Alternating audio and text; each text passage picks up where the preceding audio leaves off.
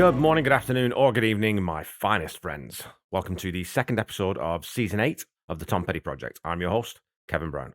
This is the weekly podcast that digs into the entire Tom Petty catalogue, song by song, album by album, and includes conversations with musicians, fans, and people connected with Tom along the way. Before we dig in, I wanted to shout out a few podcasts that you might be interested in checking out. First of all, over on the Deep Dive Podcast Network, definitely check out And the Podcast Will Rock with my friends Corey and Mark, who are covering the Van Halen catalogue. You should also check Corey's show Backtracks Aerosmith that he co-hosts with John Mariano and my former guest, Scott Haskin, as well as Corey's third show, Backtracks Theme Music. They're all shows that I listen to every week and just absolutely love them genuinely. Also, please check out the Honest and Unmerciful Record Review podcast with my pal Pete Nestor and his bestie Brian Ruskin. They just did a two-parter covering the behemoth that is Abbey Road and did a superb job of dissecting it. If you just want to drop in on two brothers talking about anything that comes to mind, please check out the Sean Geek and Fast Fret podcast. They're just great lads and insanely talented musicians too. If you want more music, check out the Misty Music podcast hosted by David and Lucy. Each week they pick an album that the other person hasn't heard and they dig into it. I've discovered a few great albums already on that show and I love the chemistry between the two of them. Another one that's newish to me is called Weirdies. So if you listen to the first episode, you'll learn the wonderful reason for the name of the show, which is hosted by the brilliant Paul Moody, where he digs into old horror movies. Now, I'm not particularly a horror fan, to be honest. I don't love being scared. But the older ones tend to be a little bit less scary and, frankly, better written than the jump scare slasher genre. So it's been fun going back and watching some old movies and then listening to Paul talk about them. The last one I want to shout out is the amazing Eric Senich, who hosts the Booked on Rock podcast. Every week, Eric talks to an author about a rock and roll or generally music book that they've written. He also has on other guests, and I've been lucky enough to be a guest on his podcast to talk about the many Tom Petty books that are out there in the world. Eric was the guy who also put me onto the brilliant Ivan Anderson, and he's also a major contributor to the Van Halen news desk. His musical knowledge is frankly intimidatingly broad and deep. You know, if you want to talk rock and roll with someone, talk to Eric Senich. Anyway, I just wanted to shout out some friends and other podcasts that you should listen to, but we should go back to the reason why you listen to this podcast. If Free Falling opens Full Moon Fever with a right hook, track 2 hits you with an uppercut and puts you on the canvas. We're talking, of course, about Tom's anthemic battle cry, I Won't Back Down.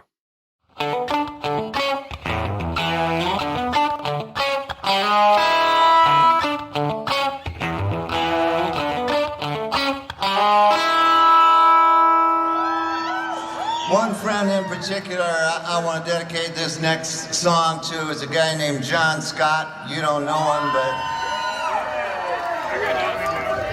but 6 weeks before our first record was dropped by ABC Records, he went to the radio stations with a vengeance and brought that sucker onto the charts.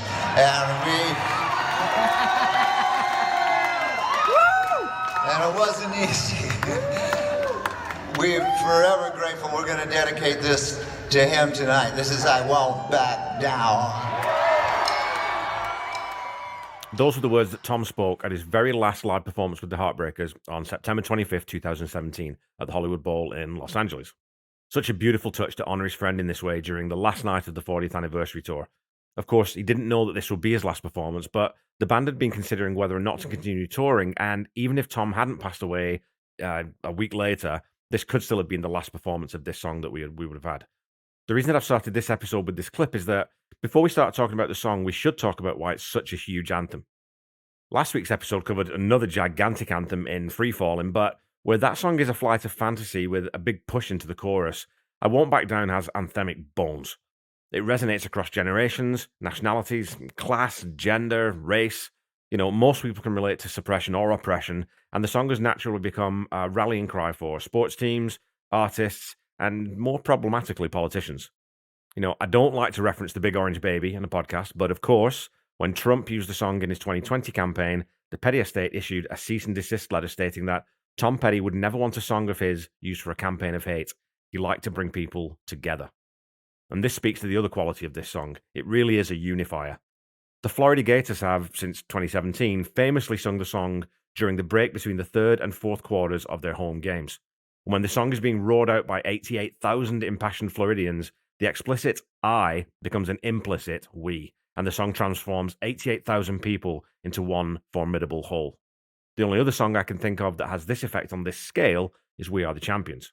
That song and its companion piece, We Will Rock You, however, were specifically crafted to be stadium anthems, big sing-along things, where the story behind the writing of I Won't Back Down is far simpler and far less deliberate. In conversations with Tom Petty, Tom tells Paul Zollo, while we were mixing Free Fallin', we wrote I Won't Back Down. Jeff and I did, in a little booth in the studio. I could actually see into the control room. I could see them working on the mix. So we went in next door where the piano was and came up with that. We came out really excited. It was hard to keep our mind on the mix because we already wanted to cut this other song. It's quite the way to spontaneously come up with a lead single for an album that would eventually reach number 3 on the Billboard chart. Tom goes on to say, I played the piano, and Jeff had the melody for the verse, and then I came up with the main riff. We got together, and with all this synergy, we pretty much finished the song, all but one line. And we'll come to that one line later, but without further ado, because there's been quite a lot of ado to this point, let's get into the song. So this is a guitar song. Well, guitar and vocals, but this is a guitar song, no question. Like Free Fallin', there's a soft synth pad that underpins the whole thing, and last week I used the expression sonic glue to describe the synths on that song. And I must have stolen that expression from somewhere or someone. I'm sure it's just percolated into my brain from someplace else. But my friend Pete Nestor from the Honest and Unmerciful podcast commented to me that it sounds like a great band name. So you know what? Maybe we'll start a long-distance musical collaboration, and that's what we'll call it. What say you, Pete? But again, the guitars are where the hooks are in this track. To borrow a line from Prince, Mike Campbell's slide guitar tone is filthy cute, and baby, he knows it. It's such a simple, restrained part that just kicks the song off on exactly the right note. The rhythm guitars are panned left and right, and there are two separate guitar parts played, very slightly differently and with slightly different tones.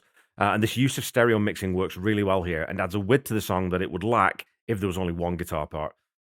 A very simple descending riff that starts on the E minor, down to D, down to G, that's basically most of the song, right? The verse, the solo, apart from the chorus, it's the same progression. But by starting on that minor sixth instead of the root chord, we get that really moody atmosphere that the verses and the opening of the song have. And again, like Free Fallin', we have a combination of live and programmed drums here. The metronomic hi-hat is certainly programmed, and I think the kick probably is too. You can tell the cymbals are live because, back in those days, sample cymbals really didn't sound all that great. You'd hear them a mile off. The snare, I'm pretty sure, is played live because, again, on those snare and tom fills into the chorus, you can hear the difference in the attack and decay as it builds. The bass line for the track never changes the entire way through each section, and it's a really simple muted bass line playing the root notes. Nothing extravagant at all. Not even any sort of slides or bends like you got in Free Fallin'. The intro is incredibly short too. Nowadays, the lyrics to a pop song come in within the first 6 or 7 seconds, but back in the 80s and 90s, you were still allowed to have an 8 or 12 or even 16 bar intro, and no one would get bored and turn off the song. But this song cuts to the chase immediately. We only get 4 bars and we're straight into the first verse. And again, lyrically, it hits the mark right away. Well, I won't back down. No, I won't back down. It just repeats the title of the song basically twice. We've talked a fair bit about Tom's ability to write very economically. This song is probably, might be the best, if not one of the best examples of doing an absolute ton with very little. Through this first verse, the bass thumps out those root eighth notes. The drums are playing a razor-straight backbeat, and the electric guitars are again just marking the chord changes without adding in too much. There are no sort of little interstitial fills or licks going on. It's just pretty straight. There's a slight change on the second part of the verse where Tom sings, "You can stand me up at the gates of hell," where you hear some brighter sort of treble accent notes. But more or less, this is a very safe, familiar groove that we find ourselves in, and we stay in. We then get those, the eighth note, tom and snare notes, 4 of them, which lead us into the chorus. And this is where the song just explodes. There aren't any big, crunchy power chords here. Rather, we get acoustic, possibly 12-string, and a beautiful arpeggiated open 5th chord that rides over top. We still have the other electric guitars in there, which stab on the harmony, I won't back down, response vocal. And so, there's a lot of guitar going on in this song. That's why I said it's a guitar song. It's a lot of layered stuff in here. But it never sounds cluttered or overblown, just rich and warm. And the other thing that propels the chorus, obviously, is the sensational multi-part harmony vocals which accompany Tom's brilliant lead line. These vocals were provided by Tom, Jeff Lynne, Heartbreaker Howie Epstein, and a guy named George Harrison, who you may have heard of. The effect of all 4 voices together is this euphoric surge of harmony and passion. In a 2010 interview with Mojo magazine, Tom says, "At the session, George sang and played the guitar. I had a terrible cold that day and George went to the store and bought a ginger root, boiled it, and had me stick my head in the pot to get the ginger steam to open up my sinuses. And then I ran in and did the take." Again, it's incredible to think that this exquisite vocal was done while Tom was ostensibly sick. But in addition to playing Medicine Man, Harrison would also provide a key piece of honesty that would also change the song for the better. Where Tom sings "There Ain't No Easy Way Out," he recalls that the original line was "I'm standing on the edge of the world." What? Harrison's comment, according to Tom, was, "What the hell is that? Surely there's got to be something better than that." So Tom came up with "There Ain't No Easy Way Out." And man, it's a much better line, right? I think everyone can agree with that. The song is one of only 3 contributions that Heartbreakers other than Mike Campbell make during the Full Moon Fever sessions. According to Tom, Howie wasn't keen at all on Free Falling and asked Tom if he really needed him to play in it. Tom's response was, "If you don't like it, I don't need you."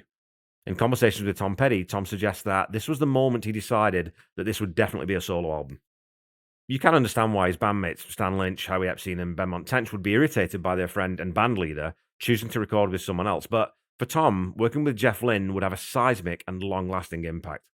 As Tom tells Paul Zollo, Jeff was just a genius in the studio. He made things that had seemed really difficult seem so easy all of a sudden. He taught me a lot about singing, a lot about harmony, a lot about arranging, everything.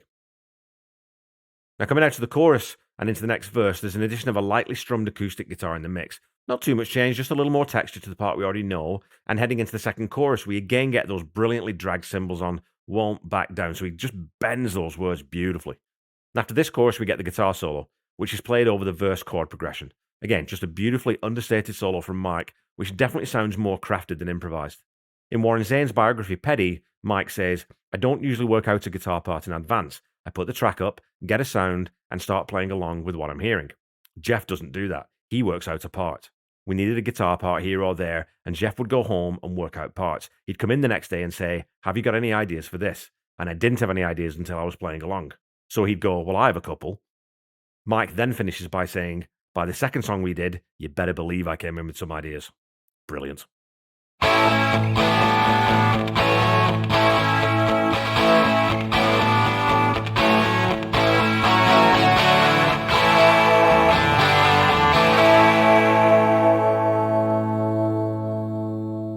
All right, folks, it's time for some Petty trivia.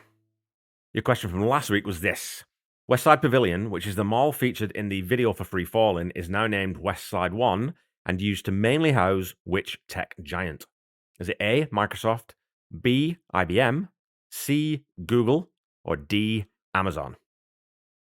Westside Pavilion is now named 1 Westside and is now home to Google. The site was originally occupied by a mini mall known as Westland and a freestanding May Company building that was later incorporated into the mall. Part of the mall also occupied the site of the Pico Drive-In Movie Theatre, which was located there from 1934 to 1950 and is considered only the 4th drive-in movie screen in the United States and the first in California.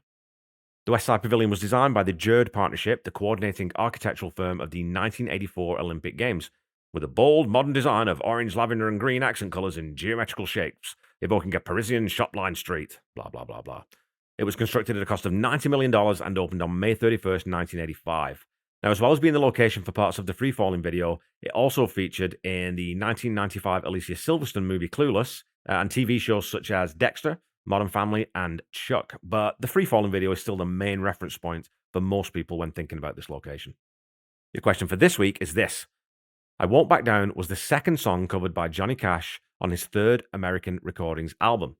Which of the following artists was also covered by Cash on this record? Was it A, Neil Diamond, B, Soundgarden, C, Nine Inch Nails, or D, U2?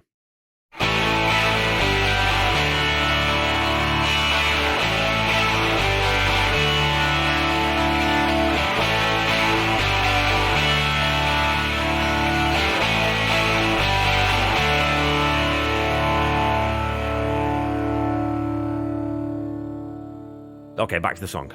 After the solo, the song repeats the chorus twice, replete with those glorious harmonies and a ton of guitars, and a simply wonderful ending. I can guarantee you that 99.99% of songwriters and producers, if they were doing the song with this ending, would add a big crash cymbal and a kick drum hit, along with, a sort of a big brazen distorted guitar chord. And probably 50% would have just faded the track out. What we get instead is the final root G chord on electric and acoustic guitar, with Tom's final down brought up in the mix slightly to really punch it home. Very, very clever. Lyrically, this is one of Tom's least dense songs. And it's also repetitive in the sense that he sings the line, "I won't back down," over and over again. I think he sings that one line about 9, 10, 11 times or something. But the lines that separate the repetition add so much to the song that it never feels like it's never feel like it's getting too much or it's overdone. You can stand me up at the gates of hell. I'll keep this world from dragging me down.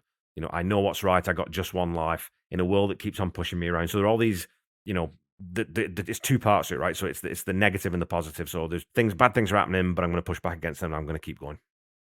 And then the chorus, hey baby, there ain't no easy way out. So I've coached youth soccer now for the better part of 16 years. And one thing I've always told my players is that bravery is not about never being scared. It's about being scared, but doing something anyway. And I can't remember if I've said that before on the podcast, but hey, a little repetition is okay, right? The sentiment really does apply here, though. There ain't no easy way out, but I'm going to stand my ground, and I won't back down. It's a line so simple, you almost can't believe that no one else came up with it before. For his part, Tom wasn't sure about putting the song out because the lyrics were so unambiguous and direct. Having been the subject of an arson attack 2 years previous, which he and his family could easily have perished in, Tom's pushback against his attacker is an easy association to make with this track. Luckily, George Harrison came to the rescue again. In a 2005 Billboard interview, Tom explains, it was George that put it over the top. He took me aside and said, this is really good. I really like this song. And then I thought, well, if all of them like it, I'm going to put it out. And despite their initial misgivings about Tom taking on a solo project, the Heartbreakers would go on to play the song almost every night in concert after its release. The 645 times it was played live by the Heartbreakers, according to setlist.fm at least, makes it the joint third most frequently played track in the catalogue. It's also been covered live by dozens and dozens of artists, from Bon Jovi, Pearl Jam, Zac Brown Band, KT Tunstall, Imagine Dragons. The song's also been recorded as a cover over 60 times by various artists, including Lucinda Williams, of course Johnny Cash, and rather surprisingly, Sam Elliott, who sings the song in character in the animated movie Barnyard. Well, I won't back down. No, I won't back down. Now, if you haven't seen the movie, I'd recommend giving it a go and waiting for that part of the story. It's superbly done, and Elliot, he sort of sings, as he's most definitely not a vocalist, but it's the rawness of the emotion in that version that works. So I'll leave links to that version and maybe Lucinda Williams' version in the episode notes. The video for the track features not one, but two former Beatles. So along with Tom, Jeff Lynne, Mike Campbell, and of course George Harrison, Ringo Starr sits in on drums, despite it being Phil Jones who actually plays on the studio version. This little addition of Ringo provides a bit of levity because he's clowning around with a globe and he's kind of throwing silly winks at the camera. He also clearly hasn't actually learned the drum part fully for the video shoot, as several times he's playing cymbals that simply aren't in the mix. I love that was left in, though, and you sort of get this odd mix of a very powerful song with a very playfully whimsical video. George Harrison just leaning on Jeff Lynne's shoulder, for example. So to finish up here, we can't really talk about this song without talking about, in quotes, the Sam Smith incident. In 2014, Smith released his number one hit, Stay With Me, and comparisons were very quickly drawn with the melody in the chorus from his song and the chorus in I Won't Back Down. Now, if you've listened to them, it's as clear as day. It's unbelievable that this ever got through the door. Smith claimed that he had never heard I Won't Back Down. Being a 22-year-old musician at the time he wrote it, it's a little bit hard to believe that claim. But after Tom's publishers contacted the Smith camp, an agreement was quickly reached to give Tom and Jeff Lynne a 12.5% songwriting credit for the track. Tom, for his part, was completely understanding of the situation, saying, all my years of songwriting have shown me that these things can happen. Most times you catch it before it gets out the studio door, but in this case, it got by. Sam's people were very understanding of our predicament, and we easily came to an agreement. Such a classy way to approach the issue.